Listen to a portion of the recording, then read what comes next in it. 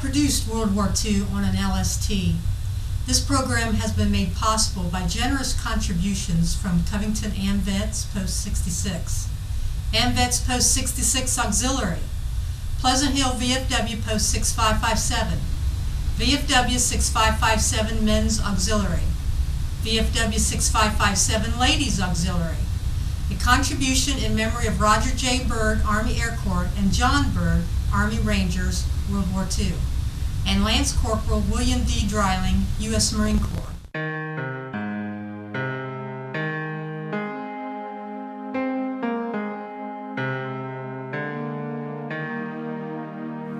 To appreciate and honor this great nation we live in, we must pause for a moment and take a look at those who fought to preserve the freedoms we enjoy today.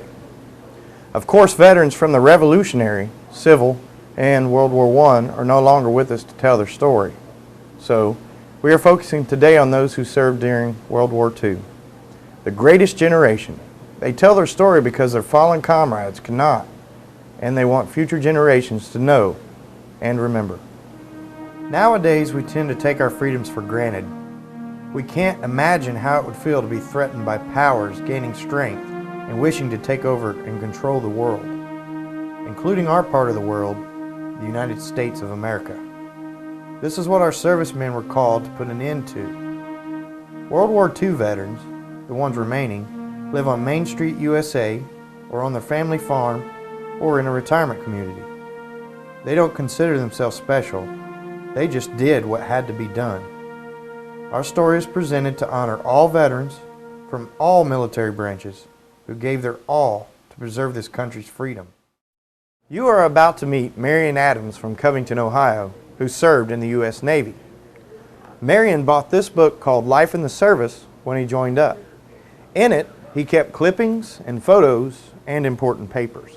But most important, he kept a log. In this book, Marion wrote of events right as they were happening. He sailed on an LST during the war. Now, Winston Churchill was more or less in charge at that time, and he knew what the problem was. He and President Roosevelt sat together in a meeting, but a fellow by the name of John Niedermeyer was a shipbuilder, and he sat in on this conference they was having. Roosevelt was asking Churchill what he thought they had to have to get armed forces on the beaches. And as Churchill explained it to Roosevelt, this Niedermeyer had a business envelope, and he was sketching what he was describing to Roosevelt. And when he got all through with this, why, he passed the envelope to Churchill and asked him what he thought of that. Well, Churchill had no facilities. They had already been to war 2 or 3 years, and so he asked Roosevelt whether they could build something like that. And then Roosevelt asked John Niedermeyer in return, yeah, we can do that.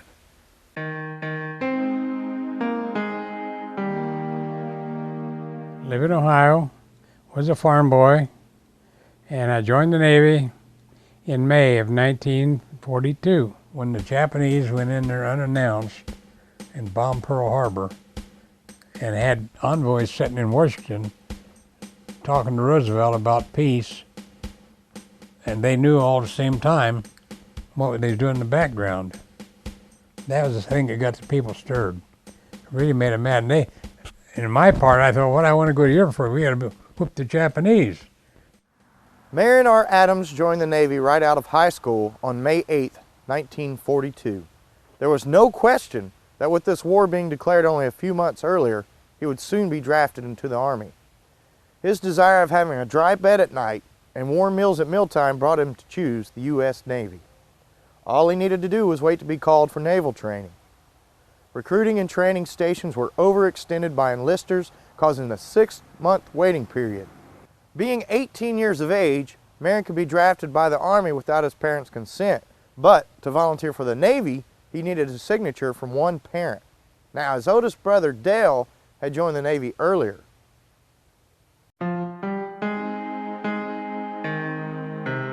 Dale, he was in 39, he went in the Navy right out of school.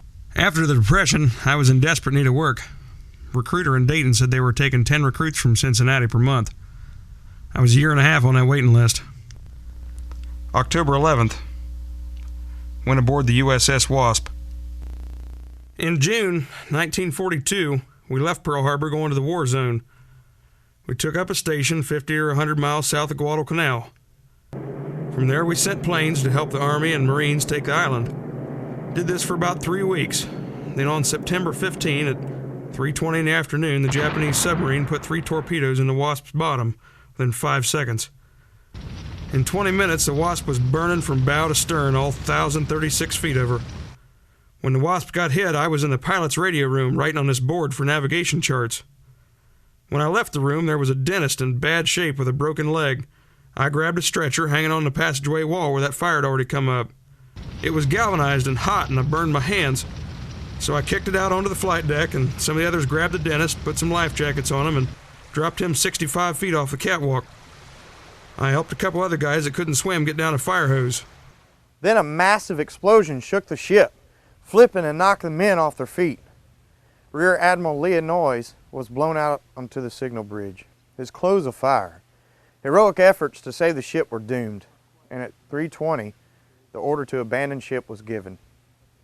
When I went into the water, I had on a Kapok life jacket. Soon got rid of the life jacket, for it wouldn't let me dive under when there was fire to get away from. The jacket was so hot it was about to catch fire anyway. When I seen fire coming, I'd dive under. Swam away from the ship as much as I could, but them 20-foot waves kept me with the ship. The ship was red hot below the waterline, and above, the steel was melting like soap suds. There were bodies and life jackets, all covered with that heavy oil in the water. The oil would burn until it ran out of oxygen and go out and light again when the waves brought in more oxygen. I knew one breath of fire could kill me, so I took in a fresh breath when I was at the top of a wave, because there was less fire at that point. I was in the fire water for about 15 minutes. It seemed like an hour. I then spotted a roll of cork floating in the water. Worked my way up onto it, which got me most out of the water. The destroyers were dropping ash cans on making contact with the submarines. Now, water doesn't compress, but one's body does. Felt like getting a charge of 440 electricity. When it ended, there were 3 of us on this roll of cork. As destroyers passed by, they'd call and ask if we were injured, and we'd wave back no.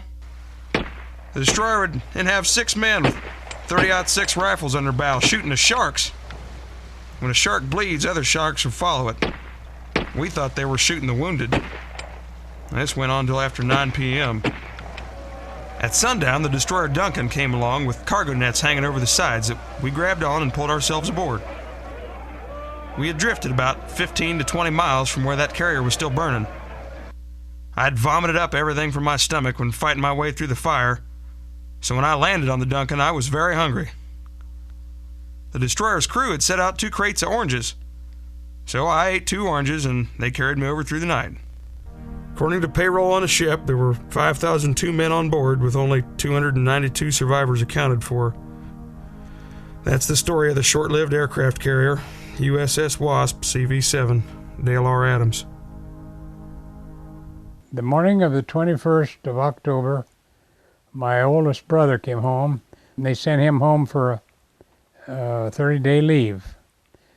And that morning, when he came in, was the morning I was going to leave for the Navy, and I needed my father's signature because of my age. And he said, well, no, he said, I won't sign your paper. No, because after all, this is the first he'd seen his son that came home for 2 years, and he was all bandaged up from burns. There was no other thing for that farm boy to do but wait to be drafted. Well, that time came about 30 days later. But after 9 days of work, I got a letter from my mother, and she said that this is your induction orders. Once he got his induction notice, he again went back to his father and explained his desire to go to Navy rather than Army. And I went and see my dad again and told him, I said, I want to get in the Navy. If you don't sign my papers, are going to draft me.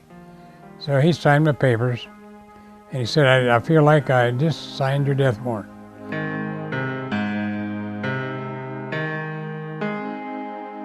October 21, enlisted in the U.S. Navy. December 10, was sworn in. January 4, 1943, reported to duty at Cincinnati. January 5, arrived at Great Lake Training Station, Company 25. He was introduced to the You'll Be Sorry list. The fast $20 came and went, plus more ribbing, as well as the haircut, a new sea bag, all its contents, and a new hammock. After 12 weeks of winning the Rooster for Best Company, many shots with the square needles, and many tests for aptitude, boot camp was completed. With being a farm boy from Ohio, how could Marion choose which way he could help in this war? The Navy informed him he was becoming RM. Now what is an RM? Well, after some rude questioning from some old salts, he found an RM was a radioman.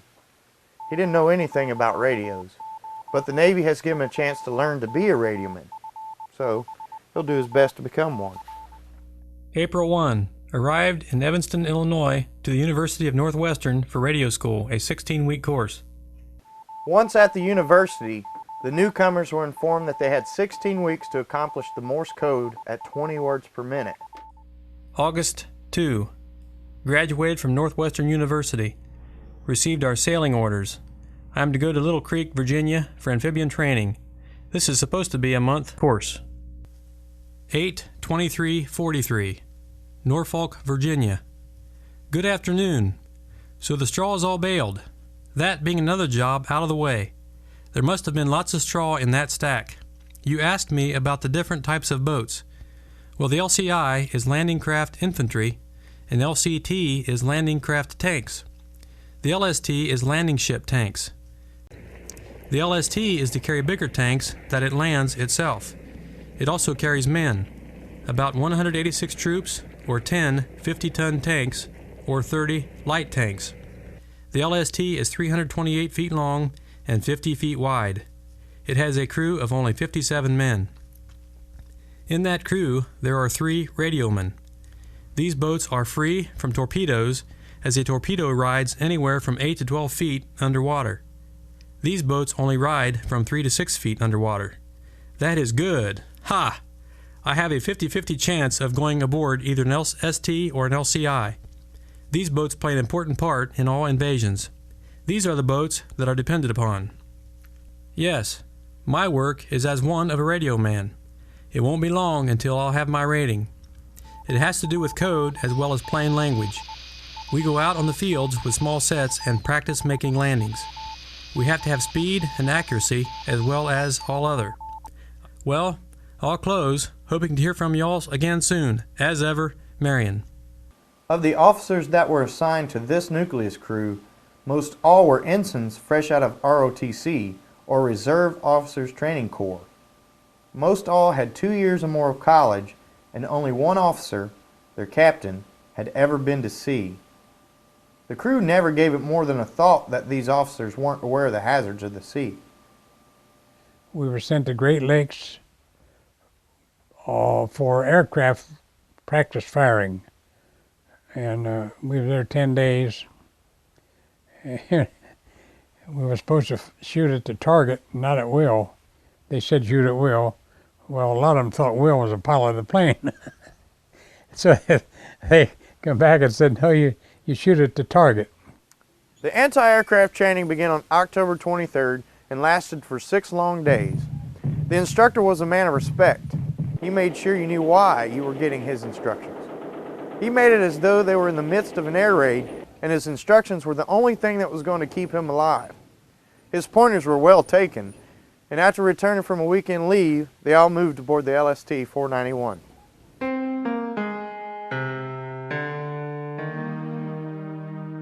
Four days later, the new USS LST 491 left Evansville, Indiana, under the control of the U.S. Coast Guard. The trip took 9 days. Once in New Orleans, the Coast Guard turned the control of the ship over to the nucleus crew and officers. After docking at Algiers Naval Station, they were fitted out for sea and took on many more crew members to complete the ship's necessary crew. December 11. Took oath for mail clerk of LST 491. It'd take me maybe an hour to sort the mail. I had little pigeonholes for each fella, And when they'd come down, I could just get their meal and give it to them, you know. And we went to New Orleans, and the ship was fitted out with guns and ammunition and whatever else it had to have to go overseas. And we were put into commission down there. And then we went out and made a couple of beachings around Panama City, Florida, for practice and a shakedown cruise. January 20, 1944. Picked up LCT and LCVPs. Left for New York City. February 12. Arrived at Davisville, Rhode Island. Took on our full load we are to take overseas. They took on fresh food, water, fuel, and many more men. Marion had no idea what the manifest was, but this tank deck was full. Being the mail orderly for the 491, his duty was to keep track of all personnel attached to the ship for the receipt of mail. We had a couple of pontoons, one pontoon put on each side.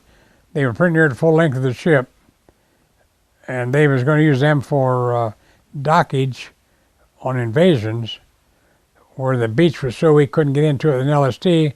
We would pull up to them pontoons and offload our trucks and so forth on them, send them into the beach.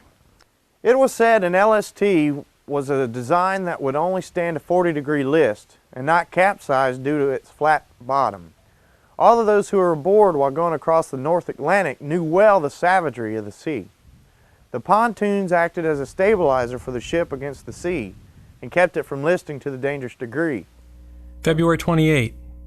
Left Halifax for England. 43 ships in convoy. It took us 17 days to go across the North Atlantic. Some of the roughest water I was ever on was in North Atlantic. Cold, too.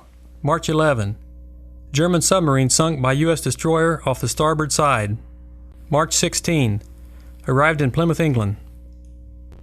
April 24. Moored up to take on Army. With all Army aboard, moved out into Bay to await loading of other LSTs. Left for support maneuvers on way to Brixham, England. April 25. Mail stopped leaving ships. When we got in England, we did lots of practice landings, and we went into Slapton Sands. And that was the most invaded beach in the world, because all the troops that came from the United States went to England. They had to practice landing. And we put them on LSTs and go to Slapton Sands, and they'd make like they was landing in Normandy. The sand in Slapton Sands or the beach was just like the beaches there was in Normandy. That's the reason they used those beaches. When leaving the beach on the morning of April 29th, they observed commotion at or near the beaching area. Inquiries were made as to the happenings, and they were told that the LST-289 was struck by a torpedo from a German E-boat and was badly damaged, adding that 7 men were killed. Marion had never heard anything more, nor was it talked about again until April 1984. On a Sunday evening, he was watching 60 Minutes on CBS, and the episode sounded like what happened when his ship was at Slapton Sands. He ran and got the logbook, and there it was, just as it was being described on the television. The big difference was the number of Army and Navy personnel lost that night. The program reported the number killed or missing in action as 749. We give the order to beach. We're at general quarters, and everybody has his station. And they announce on the PA system, prepare for beaching. And so we get underway, and of course, we always hit the beach at flank speed. That's as fast as we could go to get up on the beach far enough that the vehicles that was going off wouldn't drown.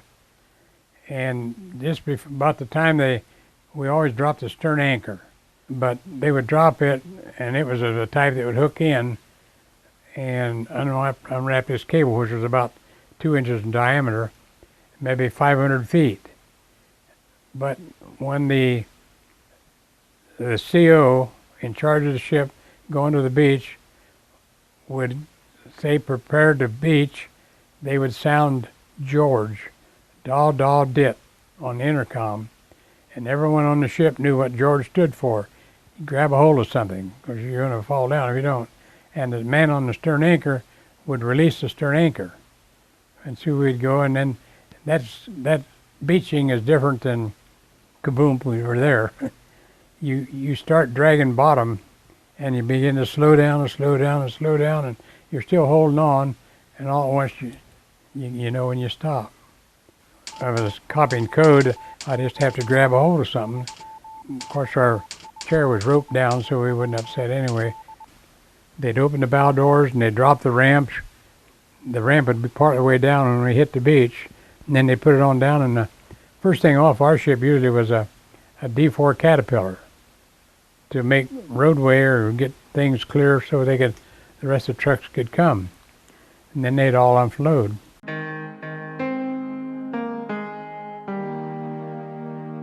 For almost 3 years of the war, every single item that reached the American forces in China got there by air. Bulldozers and typewriters, toilet paper and gasoline, shoes, rifles, and medicines were airlifted to China in one of the most hazardous and difficult flying missions ever attempted. Melvin Adams flew the Himalaya mountains called the Hump as a radio operator and mechanic for the Army Air Force. It was a 500-mile run above some of the worst terrain and in some of the worst weather in the world. The most important aircraft on the Hump route was the Curtiss C-46 Commando and also the Douglas C-47. They sent me over to India to fly supplies from India over into China because they didn't have any route to get into China. They had to go with mountains. Yeah, they went to the bases in China to supply the Chinese soldiers. We didn't have too many ground troops over there, but we supplied Chiang Kai-shek's troops so they could fight the Japs. They had taken the Lido and the Burma Road, so we had to fly supplies over that until they got the Japanese run out of there. When I first got over there, before we got out of India, you could look down at the ground at night, see ground fire. That was where they was fighting what Chinese got pushed into India and the Indians from India. About half of our supplies were gas. We hauled bombs, we hauled engines, we hauled tennis shoes. When I got down to Tezgon, Termatola, the Chinese didn't have any shoes. They just had them mats sandals they had on their feet. One trip we had was a whole load of tennis shoes, clear stacked, foam full of C-54. You had to get in the front end of it because you couldn't go from the front to the back because it had all stacked full. And hauled bombs, hauled mortar shells. They hauled some mules, and another base hauled mules in C-46s over so they had the pack mules into China. May 25. This is the last entry to be made before the invasion. Sea bags are leaving the ship this morning. I'm storing this book in my sea bag.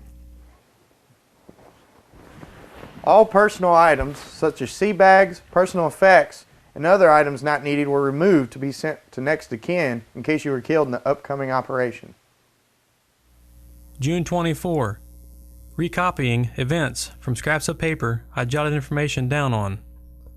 May 31st. Ship was sealed.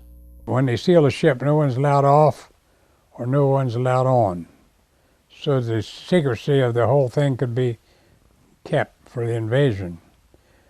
And we went to Brixham, England. We loaded our invasion attack group, which consisted of everything of an Army unit. June 2nd. In Brixham, it was hard to load soldiers at 3 o'clock in the morning. Church services were held on the forecastle. After church, the ship's control held a meeting in the wheelhouse and was given the lowdown. D-Day was to be on June 4th at 0700. Naval bombardment was to begin at 0000, and paratroops to land at 0400. Then the assault troops were to hit the beach at 0700. We were to leave Brixham and head across the channel at 0800. The orders were changed, the reason not yet known. June 3rd, the weather was bad, windy and raining. LST 491 was sitting behind breakwater and was to get underway next morning, but the orders were changed. The weather was the reason for the postponement. June 4th. Sat in the bay at Brixham, waiting and waiting. Soldiers, sailors, and airmen of the Allied Expeditionary Force, you are about to embark upon the great crusade toward which we have striven these many months. The eyes of the world are upon you. The hopes and prayers of liberty-loving people everywhere march with you. In company with our brave allies and brothers in arms on other fronts, you will bring about the destruction of the German war machine, the elimination of Nazi tyranny over the oppressed peoples of Europe, and security for ourselves in a free world. Your task will not be an easy one. Your enemy is well-trained, well-equipped, and battle-hardened. He will fight savagely. But this is the year 1944. Much has happened since the Nazi triumphs of 1940-41. The United Nations have inflicted upon the Germans great defeats in open battle, man to man. Our air offensive has seriously reduced their strength in the air and their capacity to wage war on the ground. Our home fronts have given us an overwhelming superiority in weapons and munitions of war, and placed at our disposal great reserves of trained fighting men. The tide has turned. The free men of the world are marching together to victory. I have full confidence in your courage, devotion to duty, and skill in battle. We will accept nothing less than full victory. Good luck, and let us all beseech the blessing of Almighty God upon this great and noble undertaking. Dwight D. Eisenhower.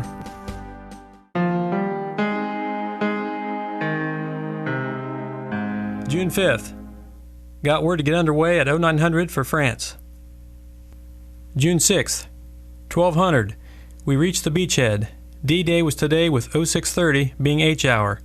And at 06:30 in the morning of June the 6th, we were setting off the Omaha beach behind the battleship Texas, which was bombarding the beach. The USS Augusta was there, and the Ancon. The Ancon was a communication ship, and the USS Comfort was a hospital ship, plus the Meredith, a destroyer, and several other. Well, there was hundreds of ships. You could pretty near walk from the ship to the beach on ships, without getting in the water. They arrived at the beaching area and moved in closer to offload part of the 101st Airborne Division on Omaha Beach. Seas were very rough. They set off beach a couple miles, waiting for the water to calm a little. Lots of shelling on the beach. Battleships were still tossing salvo after salvo into the beach. There's a river stream had come down through there, and there was some German plane. He was by himself. He'd come out there and make a turn, and he'd strafe the beach. And then he'd just up over, you didn't hardly have enough time to shoot at him. He'd come and he'd go, and of course everybody on the beach was busy, and he did that 3 or 4 times. And I heard on the radio, the Meredith was supposed to go someplace, and I went out to see. And there she went steaming, and she got up there where that valley was and just kind of turned and sat there. And here come that plane. Bloom! That's the end of that. No more plane. June 7th. Susan B. Anthony was sunk. No casualties. German planes strafed the beach several times. LST 491 picked up survivors from the Susan B. Anthony. June 8th. Battleships and cruisers still throwing shells into the beach. In the evening, a DE struck a mine and sunk. Casualties were brought aboard 491. One of them died. We left the beachhead in France for Portland, England. We sat there in Normandy off of Omaha till 3 o'clock in the afternoon. And at that time, the beachmaster called and told us to go to Utah. We beached and offloaded and picked up prisoners of war, casualties, and pulled back out and went to back to England to take the casualties in. We also picked up casualties from the USS Rich. It was a DE that had hit 2 mines, just one right after the other, and it sank in just a few minutes. But we had several casualties from that. And the USS Meredith sank. She hit a mine or a torpedo. We wasn't sure which, but she sank. And we didn't have any of those casualties that we know of. June 9th. unloaded casualties in the morning and reloaded with tanks, are ready to go back to France. Another of the wounded died before we got them unloaded.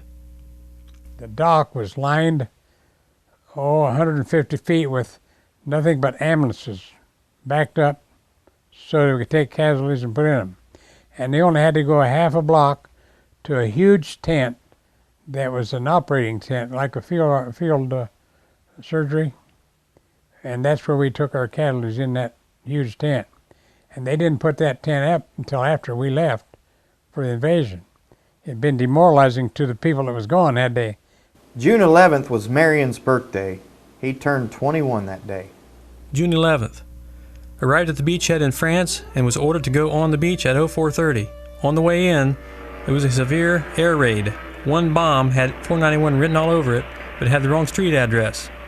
In the morning, while we were on the beach, the tide went out and left us high and dry.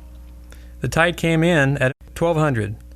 Left the beach and anchored in behind the backwaters until 0630, at which time we got underway for Southampton. We had on board 19 German prisoners and 60 Army casualties. And the beach had been established where we could offload. And we offloaded there, and the tide was about an 18-foot drop. We had hit the beach at high tide, the tide would go out, and we could walk all the way around the ship. The ship was sitting on sand, solid. And I got off the ship there and walked around the ship just to say I was on the beach. And in doing so, I seen just off to our port side was an LCI that had tried to beach, and an 88 had shot it through the bow. And it had the LCI's got ramps on each side of the bow that go down as the soldiers go down. That's their way of getting onto the beach. And the 88 had hit this LCI about 15 feet back from the point of the ship. And the ramps were still full of burned corpses. The 88s are hot. They're terribly hot. They went right through the ship. But they hadn't got around to tidy that up any at all. But they did tidy up the beaches. They had all the corpses wrapped in blankets, army blankets, and they had stakes driven in the ground, and they had them ricked in their army blankets, maybe 50 feet long, 3 or 4 feet high, and they was safe. That was on the outside of the seawall, toward the sea. Well, they couldn't do anything more than that at the time, but while I was there, they had a bulldozer on the other side of the seawall, and they scraped out a trench, and I presumed they were going to temporarily bury those corpses in that. And then when we went back in 1984, Fern and I was over there then, and we found that they had made this cemetery up above Omaha Beach, and that's where they exhumed these bodies in and took them up there and give them a decent burial. June 13th. Picked up a load of limeys and tanks, got underway for France. Up to date, we have hit a different beach every time there. June 15th. Shoved off for Tilbury, England, near London. Went through the Straits of Dover. This was the first night the Germans used radio-controlled bombs over England. I seen 3 of them shot down that night. We were within 18 miles of Germany at Dover. June 16th. Loaded up with more limey stuff and ready to leave for France. En route to Gold Beach, Marion observed the British soldiers, or the limeys, rooting through the garbage cans located on the fantail of the 491. These soldiers were hungry and obviously searching for food. It seems terrible to send a hungry soldier onto a hostile beach. The battleship Texas, I was watching it one morning, and there was an 88 that would bounce up off above the cliff at Omaha, and they would fire right down on the beach, just blew it. That's probably what got that LCI. And the Texas sitting out there, and I seen her roll her guns around and blew it right where that 88 fired from. It parted the whole earth there, and that ended that. June 18th. Arrived in France, went to the beach, and on the way, we hit the stern anchor of LST 198. Reason was due to laying a smoke screen, and we were unable to see the ship already beached. This all took place during a strafing by enemy planes on the beach. By hitting the stern anchor, we received 4 large holes in the bottom of 491. All the pumps were put to work and the water was kept out. June 19th. Retracted from the beach, made temporary patching of the bottom and headed back for England to dry dock. The ship fitters welded that anchor into the bottom of the 491 and then cut the cable so when the tide came back in, they could retract from the beach. But what we didn't know at that time was there was another storm coming, and on the night of the 19th, they had a storm there on the beach. It was one of the worst that they had seen. It was much worse than the one that delayed the invasion one day from the 5th to the 6th. And it tore up all the pontoon, mulberries, and that sort of thing they had for landing off all the LSTs. 6 July 1944. Hello there, everyone. Well, how is everyone back that way? Hope in the very best of health and spirits. The mail has been coming a little better than had been for some time. It only takes air mail about 7 or 8 days to get here. It takes V-mail about 12. I guess the V-mail is more sure of reaching me, but even at that, the air mail doesn't have time to get lost. So you have the hay all made now. Glad to hear it. And I expect the wheat is all in shocks by now. Would have liked to have been there to give a hand. How's it going to turn out? Is there much combining to get done? I don't suppose there is a lot of threshing either. I haven't heard from Dale yet. Guess the Japs are keeping him sort of busy, and as for Melvin, I guess he is somewhere he can't write. I'll be hearing from the both of them soon, I hope. Haven't heard from Nick lately. What has he been doing? Working himself to death? Ask him if he still thinks he will win that $5 hat. Ha!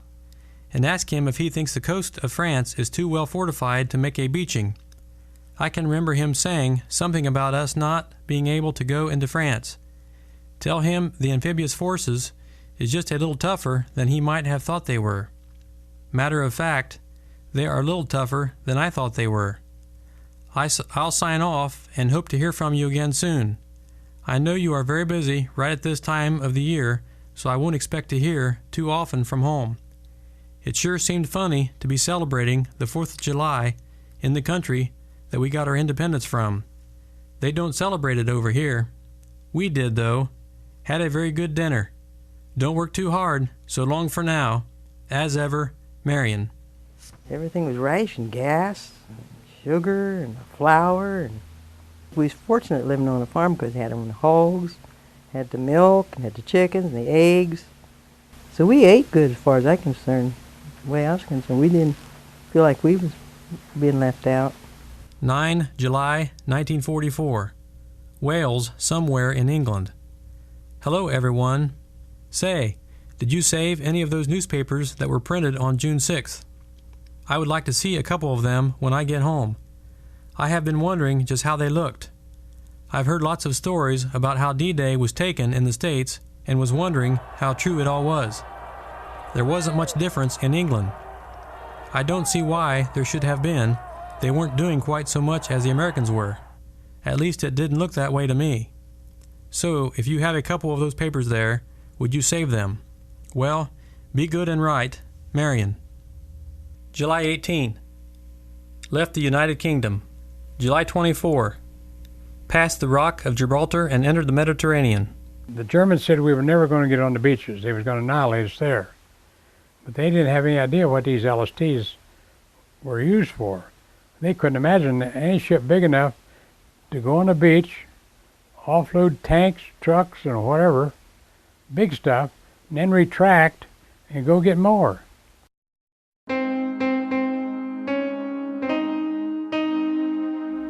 August 10. Picked up soldiers in Naples, Italy for the invasion. Have aboard part of the 36th Division. August 12. Got underway to invade the southern shores of France. We have aboard the assault troops to make the first wave. Secretary of the U.S. Navy was aboard LST 491 with Admiral Hewitt and a Marine lieutenant. When I first saw him, I thought he was a war correspondent. August 13. We were told D-Day was the 15th of August. H hour is 0800. August 15. Arrived at assault area at 0430. Lowered small boats at 0500. 2040. Air raid by heavy bombers and flying bombs. When the Beachmaster called for the 282 to go into beach, the 282 responded with they didn't have their engine warmed up. I never did understand why an LST would secure its engines on D-Day, but this was about 1700 in the afternoon, and the 282 needed at least half an hour to warm her engines. So the Beachmaster called 491, which was anchored close by, and told her to beach. About 30 minutes later, the 282 called Beachmaster and said she was ready to go in and beach. So the Beachmaster told her to proceed and beach at our port side. It's right along with us. As she was coming in, this German plane went over with his bomb. And the bomb, they could control 14 degrees in any direction from that plane. And it hit the 282 just ahead of the conning tower. And of course it blew up in the tank deck, and the concussion would have killed all the soldiers was in there getting their engines warmed up to leave, and it blew a lot of them off the main deck into the water. And our LCVPs went along to pick them up, survivors. There got to be so many on a fellow named Brant Welge's LCVP that they lowered the ramp so they had a hold of something to get a hold. And some of them got a hold of it, they pulled it down and the whole boat sank. So everybody was out floating again. Although they were lucky, they weren't far off the beach, and they could almost swim or wade because there was rocks there. The ship didn't sink because of the depth of the water. It burned for 2 days. Fate played a part with us. Had she had her engine warmed up, she'd have went in, we'd have stayed. When we went in, that plane would have got us. 12 October 1944, North Africa. Hello, Dad, Mom, and all. Got a letter from you today. Was the first I had gotten since the 26th of September.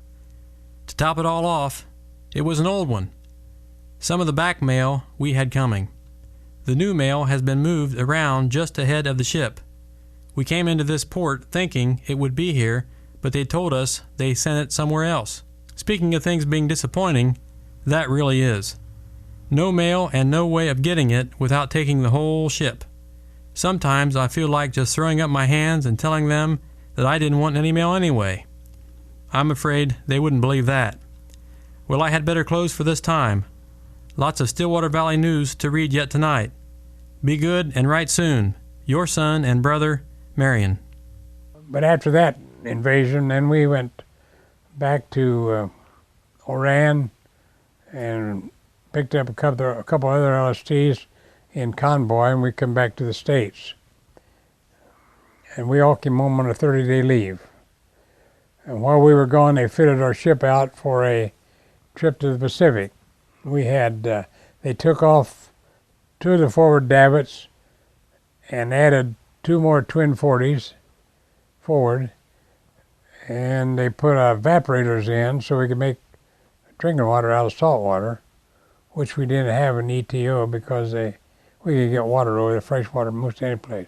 But down on the islands, you couldn't. This ends the European theater tour, and will soon begin a tour of the Pacific Theater for the LST 491.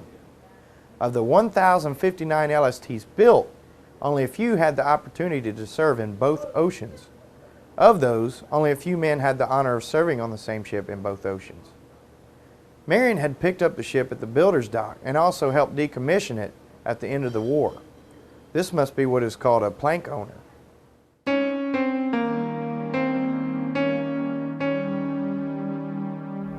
12 April. Received first news of the death of President Roosevelt, FD. Word was received by shortwave only 1 hour and a few minutes after his death. I was about halfway between the States and the Marshall Islands. The President's last words were, "I have a terrific headache." He lost consciousness, never to regain it. April 12, 1945, from Secretary of Navy. I have the sad duty of announcing to the Naval Service the death of Franklin Delano Roosevelt, the President of the United States, which occurred on 12 April. The world has lost a champion of democracy who can ill be spared by our country and the Allied cause. The Navy, which he so dearly loved, can pay no better tribute to his memory than to carry on in the tradition in which he was so proud. Colors shall be displayed at half-mast for 30 days beginning 800 hours, 13 April, west longitude, date insofar as operations permit. Memorial services shall be held on the day of the funeral, to be announced later at all yards and stations and on board all vessels of the Navy, war operations permitting. Wearing of mourning badges and firing of salutes will be dispensed with in view of war conditions. James Forrestal. President Truman has proclaimed the unconditional surrender of Germany. You and your allies have won a great victory. The price was high. It was been won by determination, sacrifice, and blood. With this victory, you have won something more, the admiration and gratitude of America and the world.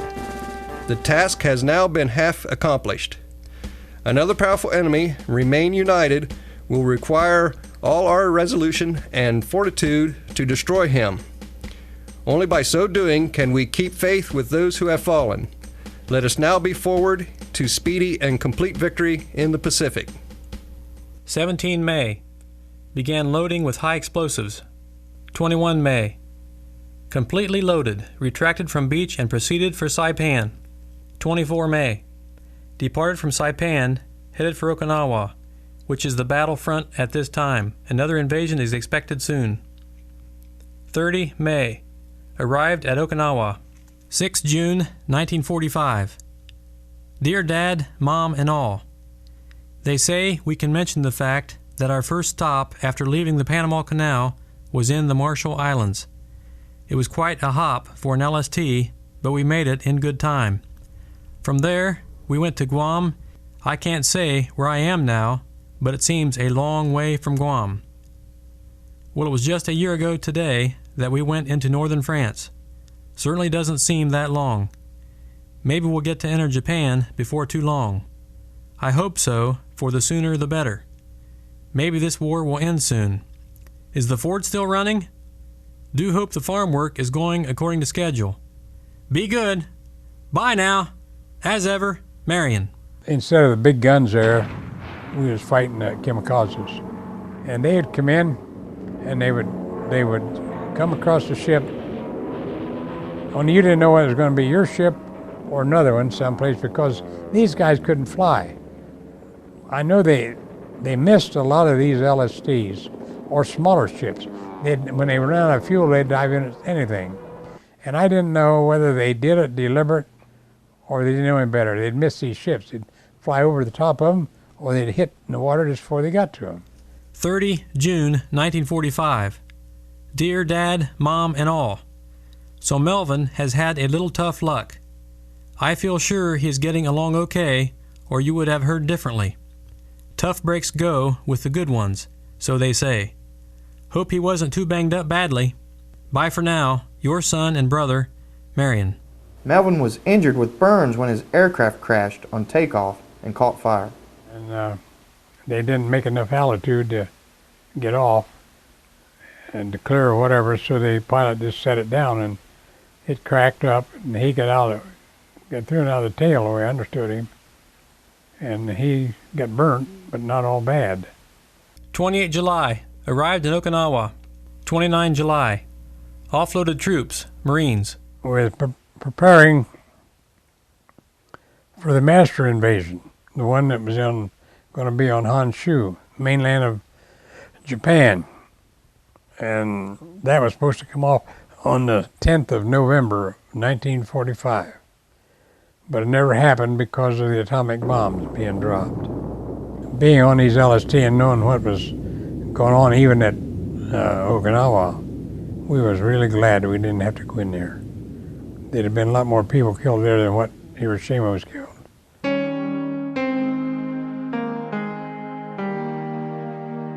11 August, 1330 arrived in Saipan. 12 August, Japan surrendered. Received word that the peace agreement was signed at 1302. Whistles and horns blew throughout the Saipan harbor. October 18, 1945. Yokohama, Tokyo Bay. Hello, Dad, Mom, and all. Did Dale get home yet? What about Melvin? Is he still in India somewhere? How does it feel to live in a world free of war? Well, they have done away with censoring. It didn't take long after the war ended to get started on reconversion. None of the message headings are encoded any longer, so we don't have to bother about decoding them, as well as encoding. Most of the messages come in plain language, and that helps a lot. The uniform for liberty here in Japan is dress blues, and it has to be just so or no liberty. They say this is to show the superiorities of the American Navy. This is the first time I have worn my uniform since I left the States. We usually went on liberty in dungarees. What is going on at home? According to the time of year, the corn is probably all cut and in shocks and the wheat in the ground. I wouldn't be a bit surprised if Dale were busy painting. How about it? I probably won't know the place when I get home. I hope this finds all of you as well as it leaves me. Right. As ever, Marion. Marion's ship, the USS LST 491, was decommissioned on January 12, 1946 in Yokohama Harbor. The ship was to be turned over to the Japs. They in turn were going to use it to bring their bypassed troops, those that were still hiding out in some of the islands, back to their homeland. And then I got on the USS Thetis Bay, an aircraft carrier converted, and came back to the States. Marion's Navy career ended at the place of beginning, the Great Lakes Naval Training Center, on February 2, 1946. When I first got out of the service, the thing I had the biggest desire to do was forget where I was, what I did, and why. There was two reasons. They wouldn't understand what I was talking about, and it was disinteresting to them, I thought. And the other thing was, chances are they wouldn't believe anything I told them anyhow, because they didn't think it would be possible for that kind of thing to go on.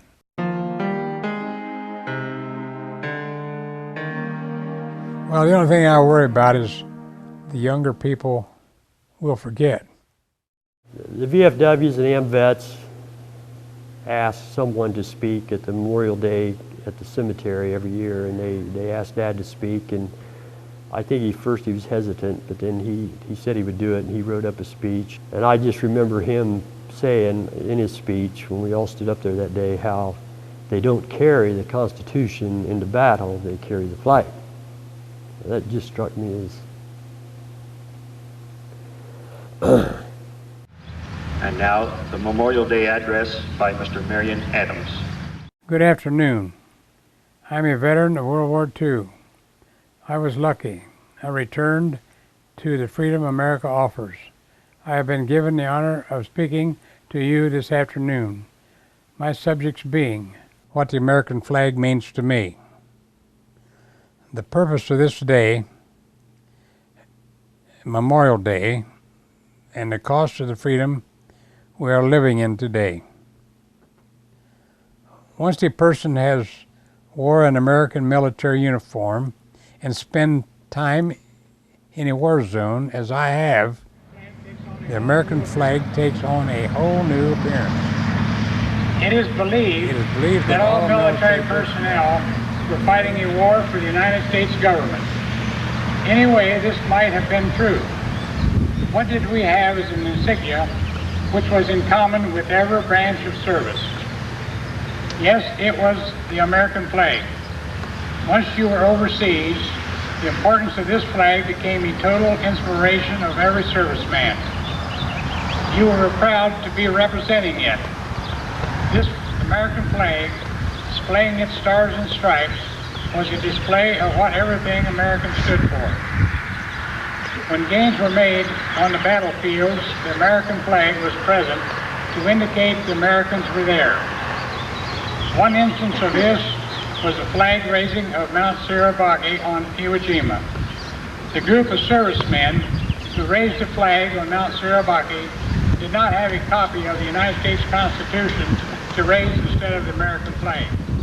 Once the American flag was raised to wave in the wind, it was understood that what it signified. It alone gave total encouragement to the American men. Due to the publication given to the raising of the American flag on Mount Suribachi, it would seem that the flag raising on Iwo Jima was the only time an American flag was raised over our battlefield. Let it be clear that the American flag was raised on Guam. It was raised on Saipan. It was raised on Tinian. It was raised on Okinawa, only to name a few battlefields on which it was raised. Many GIs wore American flags on their shoulders as a part of their uniform. It was raised on the Normandy beaches on 6 June 1944. Every ship of the United States Navy flew the American flag. My ship flew an American flag. My feeling toward the American flag was so strong that I asked the captain of my ship, the USS LST 491, if I could have the flag that flew from the yardarm of my ship during the Normandy landings on 6 June 1944. My request was honored. The flag that you see standing in front of me on the pole, on the float, in today's parade of the reenactment of the raising of the flag on Mount Surabaki is the flag my ship flew during the invasion of Normandy. It is my treasure and has been for more than 50 years. It is only brought out on special occasions. Some soldiers carried Bibles and were of various religions. Each soldier had his choice of religion. They knew as the war continued, when the war was won, they would be free to worship as they pleased. Once these servicemen were back home, most never again took the American flag for granted. The flag should be shown respect. After all, 652,224 Americans gave their lives defending it from 1776 through the Gulf War of 1991. And this is what the Memorial Day is all about. We are not here for the purpose of honoring those who serve, but in remembrance of those who gave their lives and lost the opportunity to enjoy the joys of life as we, the returned veterans, have enjoyed. We as veterans offered ourselves and were at the disposition of whatever was asked of us. We were spared and returned to our homes. We gave only a short part of our lifetime to help preserve the lifestyle our flag represents. Therefore, we returning veterans have lived and enjoyed the freedom won by those who gave their lives. Yes, I was present at the Normandy beaches on 6 June 1944. I did see the devastation of the battles at the water's edges. I felt the tremendous fears that any soldier felt. We never asked ourselves what we were doing there. We knew we were there to protect our flag that represented the land of the free, America. What we, the living, are burdened with is to make sure it wasn't all in vain. We are the only ones that can do that, the living. In closing, I would like to remind you younger Americans that living veterans who were members of the armed forces during World War II are rapidly diminishing. If you have a desire to get first-hand information about that war and why it was necessary, just ask the veteran. One worry the veteran has is, will the truth of World War II be learned by all young Americans? There are many untold stories that most any veteran would be glad to share with you.